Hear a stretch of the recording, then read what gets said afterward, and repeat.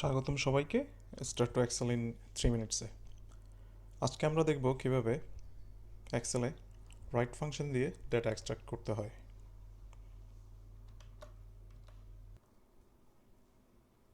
এখানে আমাদের কিছু ডেটা আছে লেফট ফাংশনের মতোই। তো আমরা আলফা নিউমেরিক যেটাই হোক, আলফা নিউমেরিক হচ্ছে আলফাবেট, অথবা নিউমেরিক হচ্ছে নাম্বার, অথবা আলফা নিউমেরিক যেটাই হোক, আমরা যে কোনো টেক্সট থেকে বা কলাম থেকে আমরা কিভাবে রাইট ফাংশন দিয়ে ডেটা এক্সট্রাক্ট করব সেটা এখন দেখব। প্রথমে রাইট ফাংশন লিখব, তারপরে প্রথম ব্র্যাকেট দিব। প্রথম ব্র্যাকেট দেওয়ার পরে দেখতে পাচ্ছি টেক্সটটা বোল্ড হয়ে আছে, তার মানে হচ্ছে আমাকে টেক্সট সিলেক্ট করতে হবে।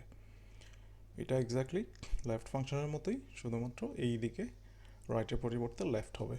যদি আপনারা লেফট ফাংশন দেখে থাকেন তাহলে এটা আপনাদের জন্য ইজি, আর যদি না দেখে থাকেন দয়া করে একটু দেখে নিন।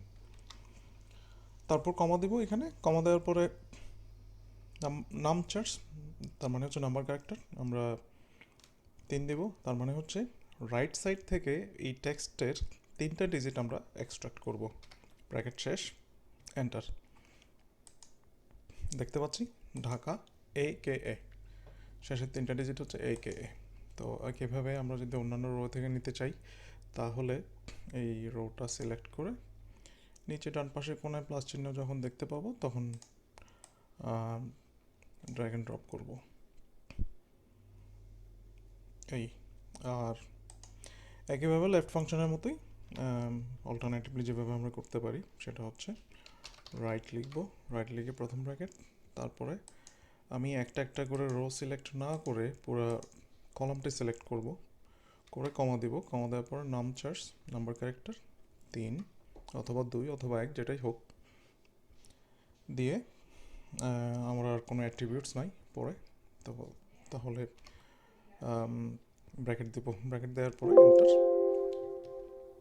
এন্টার দেওয়ার পর দেখতে পাচ্ছি আমার একই রেজাল্ট। তো পরবর্তী রোতে রেজাল্টের জন্য আমাকে রোটা সিলেক্ট করে নিচে ডান পাশে কোনো যোগ চিহ্নতে ডবল ক্লিক করতে হবে। তাই কীভাবে দেখতে পাচ্ছি এইটা এবং এটা যেভাবেই করি না কেন আমাদের একই উত্তর আসবে, কিন্তু ফর্মুলাটা ঠিক থাকতে হবে।